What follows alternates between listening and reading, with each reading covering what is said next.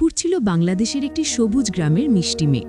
তার বয়স ছিল প্রায় ৯ বছর, আর সে নতুন নতুন জিনিস শিখতে খুব ভালোবাসত। নূপুরের সবচেয়ে প্রিয় বন্ধু ছিল একটি ছোট্ট কচ্ছপ। কচ্ছপটির নাম ছিল টুকটুক। টুকটুক খুব ধীরগতির হলেও সে ছিল খুব বুদ্ধিমান আর সবসময় হাসি খুশি। আর তাদের গ্রামের পাশে থাকতেন একজন ভালো মানুষ, রহিম কাকা।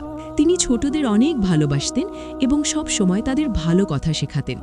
একদিন সকালে নূপুর মাঠে খেলতে খেলতে দেখল রহিম কাকা একটি ছোট্ট সবজি বাগান বানাচ্ছেন। নূপুর অবাক হয়ে বলল, কাকা, আপনি কি করছেন? রহিম কাকা হাসলেন, আমি একটা ছোট্ট বাগান বানাচ্ছি, এখানে অনেক সবজি হবে ইনশাল্লাহ। নূপুর খুশি হয়ে বলল, আমি কি সাহায্য করতে পারি? অবশ্যই পারো, রহিম কাকা বললেন। নূপুর আর টুকটুক মিলে কাজ শুরু করল। নূপুর ছোট কোদাল দিয়ে মাটি খুঁড়তে লাগল, আর টুকটুক পাশে ধীরে ধীরে হাঁটতে হাঁটতে যেন তাকে সাহস দিচ্ছিল। কিছুক্ষণ কাজ করার পর নূপুর ক্লান্ত হয়ে বসে পড়ল। নূপুর একটু দুঃখ করে বলল, এত ধীরে কাজ হচ্ছে, বাগান তো অনেক বড়। টুকটুক ধীরে ধীরে তার দিকে এগিয়ে এলো। রহিম কাকা মৃদু হেসে বললেন, নূপুর, টুকটুককে দেখো, সে ধীরে হাঁটে কিন্তু কখনো থামে না। নূপুর টুকটুকের দিকে তাকালো। ছোট কচ্ছপটি সত্যিই ধীরে ধীরে হাঁটছিল, কিন্তু থামছিল না। রহিম কাকা বললেন, ধৈর্য ধরে কাজ করলে একদিন বড় ফল পাওয়া যায়। নূপুর আবার উঠে দাঁড়ালো। ঠিক আছে, আমি ধীরে ধীরে করব। তারপর নূপুর, টুকটুক আর রহিম কাকা মিলে সারাদিন একটু একটু করে কাজ করল। তারা গাছ লাগালো, লাউ, টমেটো আর শাক।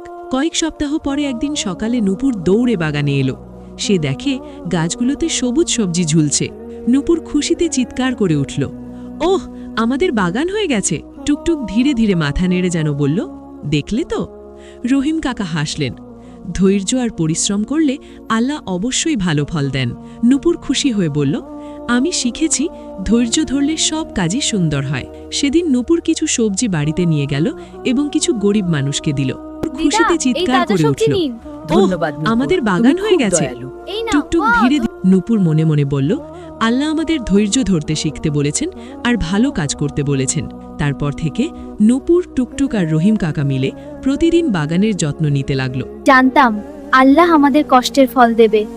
আর সেই ছোট্ট বাগানটি গ্রামের সবার জন্য সুখ আর শেখার জায়গা হয়ে গেল। শিক্ষা, ধৈর্য ও পরিশ্রম করলে আল্লাহ অবশ্যই ভালো ফল দেন। আমার মন খারাপ, তোমরা একটাও লাইক দাও নাই।